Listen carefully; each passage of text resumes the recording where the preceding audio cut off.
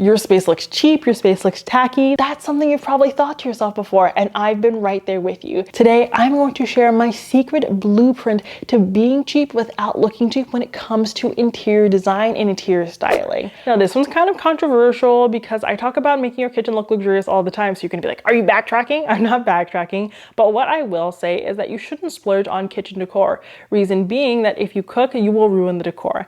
I always like to style my little kitchen with some cookbooks or this nice vase. That vase has pasta sauce on it.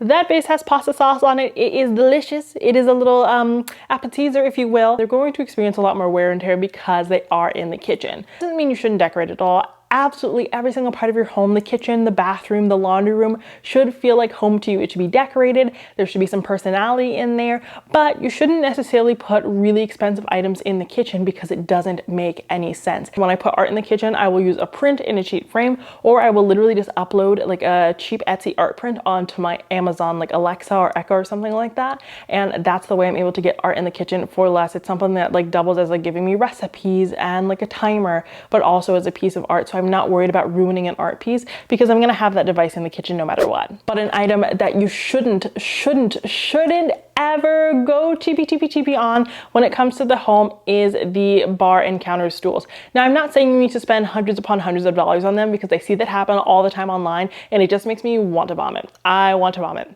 but I'm not going to because that's really dramatic. But the prices are absolutely astronomical. But I find that a lot of my clients actually end up eating in their kitchens a lot more so than they do at the dining table. So I often find that people splurge on their dining chairs and not their kitchen chairs, but the kitchen chairs are where you're sitting all the time. So it may be worth maybe paying $250, $300 on your kitchen counter stools as opposed to getting really, really cheap ones. And cheap is also a state of mind. It also comes down to how something is made. So the way I like to tell whether or not a bar stool is really well made has to do with like the legs, like does it wobble? I will always take a bar counter stool and move it about and see if it's wobbling in the store, because if it's wobbling with literally no one sitting on it, it's certainly going to wobble with you on it, and you don't want to feel like you're on a tilt-a-whirl while you're in the kitchen. This is not the local carnival. This is not the Maryland State Fair. This is your kitchen. You want to be safe and you want to make sure that your guests are safe.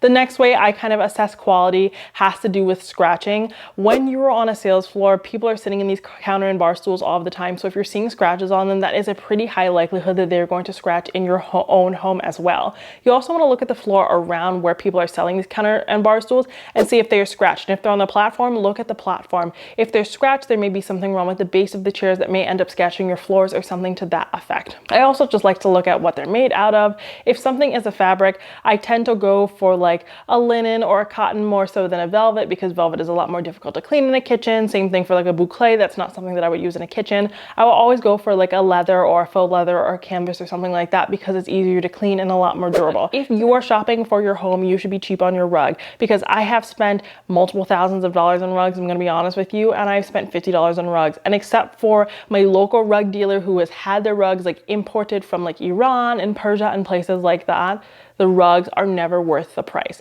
They're absolutely never worth the price. When I've bought from like big box stores and paid close to $1,000, like $800, I've always been disappointed. They've had a shedding issue. They didn't have the quality and care, and the patterns were kind of like inconsistent, and as was the coloring. I often find that cheaper rugs, so like a rug that I might find like on a Rugs USA or on Amazon, are actually a lot more consistent just because they are mass produced. I think they just kind of have it down to a T. You're just finding something that's kind of unifying your furniture, serving as an anchor. So it's something that you do not need to spend a lot of money on. Also, if you do not like see the value in like the different dyes that people are using for rugs and like hand knotting and stuff like that, that is a lot of the premium that you're paying at a lot of brands. So if that's not something that you value, for me personally, it's not worth investing in. Now, curtain hardware is something that I never thought I'd actually be sitting here talking about. And when I say being cheap, I mean not spending like a couple dollars on it, maybe spend $10 or $12. And let me tell you why. When you buy super cheap curtain hardware, it looks like super cheap curtain hardware, because gold is one of those colors where you can really tell whether or not someone has like invested in that or not. Now, a time you should be cheap actually has to do with your curtains. And again, this is not a video for people who have millions of dollars. I'm going to be completely honest with you. If you have $1 million and you have super intricate windows and you can afford custom drapes, like amazing, like definitely do that. I support you in that.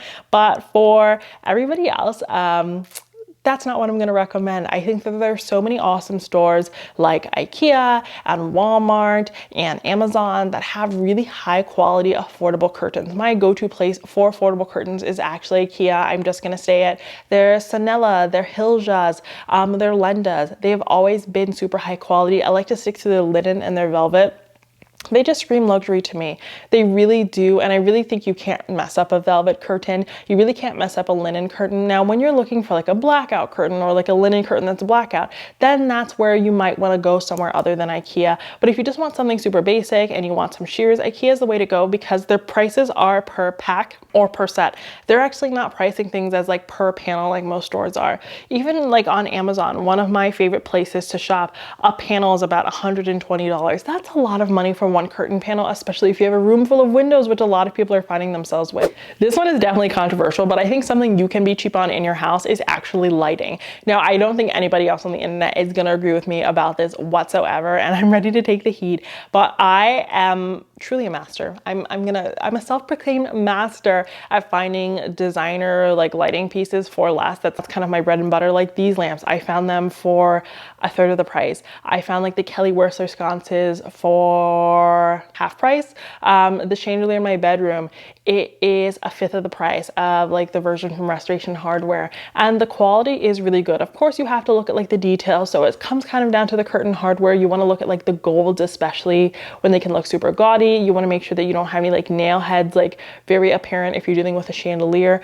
but as long as the finish is looking good, I'm able to really get the luxe look for less with lighting. Now I want to move into the bedroom a little bit and talk about some things that you should be cheap on when it comes to your bedroom.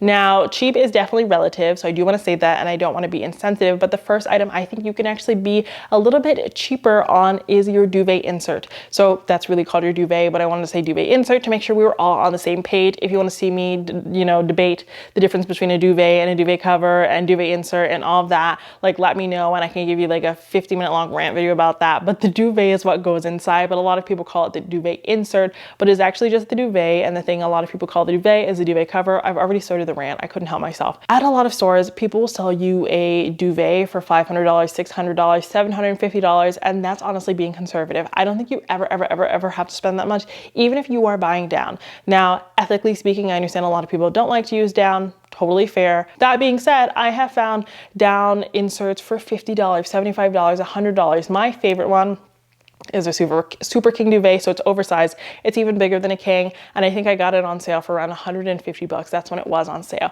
So think about that as compared to $750. And I think you're getting the exact same feel. Now, I have even splurged. I've bought what is it called? Not Charter Club. That's Macy's signature brand, but the Hotel Collection. I purchased the Hotel Collection, really fancy, expensive one, and I like the cheaper one better.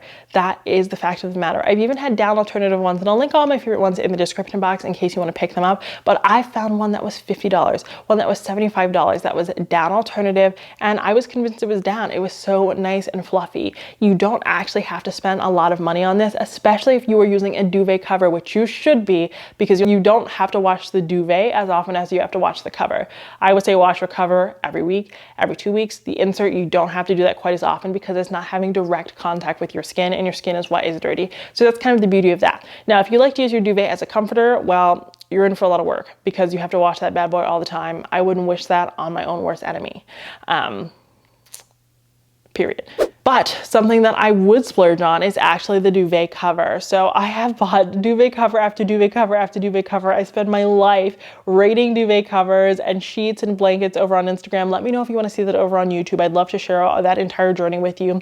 But what I have found is that since the duvet cover is what is actually directly touching your skin, it is something that you do want to splurge on because there's nothing worse than something scratchy against your skin. The brands that I find really high quality are Best Touch. That is an Amazon brand. Simple and Opulence is also a really good Amazon brand if you like linen, though I'll be honest, I am not super partial to linen bedding at this stage in my life. I think the brand that has the very best duvet cover is Pottery Barn, and I hate to say it because it is so incredibly expensive, but that is a splurge that I will almost always make, except for when I'm testing or when I want linen. Another bedding item that I feel like you can be cheap on is actually the pillow. So I have, like I've said, I've tried really expensive pillows and really affordable pillows. pillows, and my favorite pillow I think is like 30 bucks a pillow. Actually, my favorite pillow, which they don't sell anymore, I think it was like $15 a pillow. And I am a pillow connoisseur. Like, I don't want to like mess up the framing, but there are 1, 2, 3, 4, 5, 6, 7 pillows on just my side at the current moment. So I like pillows. I like to cycle through them throughout the night. And the pillow that I use most consistently is one that is $15, but I've had the Tempur-Pedic, I've had the Casper. The only really luxe pillow that I do love is the Marlowe pillow, and I like that because it's super adjustable. But another time, I would never be cheap on the bedroom. Again, has to do with sheets. It kind of is the same thing with the duvet cover. It's just what is directly touching your skin. And if you have scaly feet, if you have long nails, if you have not shaved your legs in a while, all of which is like super realistic, it's gonna rub against your sheets. Your sheets will pill, they will whatever. And nobody wants that. High quality sheets don't do that. So what I like to say is if you really want a high quality sheet, you save up, you splurge on the Pottery Barn, you get the brand Best Touch, or if you don't want those issues, go with jersey sheets. Jersey sheets are the most luxurious feeling cheap sheets in my opinion. I've had really expensive bed frames and I've had really cheap bed frames, and they are all the same. They're all the same. Almost all luxury brands, I'm gonna be honest, use the slats. They use some slats of some form besides Arhaus. They use like these really nice wood panels, but all other brands, they really just use slats. They sell slats at IKEA, and the slats are not great because they shift around no matter how expensive the bed is.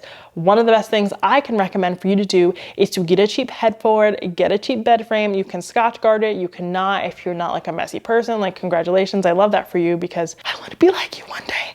But you can get that bed frame and just put this, it's like 90 to like 150 bucks depending on the size, this bed frame from Amazon. I owned it back when it was all I can afford, and it's actually really amazing because it has a super high weight limit, it's super sturdy, and it's great for bed frames because it eliminates the need for those slats, it eliminates the need for a box spring, and it's really sturdy, but it also folds up so you can move it from space to space, and you don't have to be like, oh, I'm moving, I gotta throw this away because I have absolutely nowhere to put it. Now, I do think you should splurge on your bed, whether that be a Nectar mattress. You guys know I love Nectar if you want a bed in a box, but I think splurging on a mattress is really worthwhile.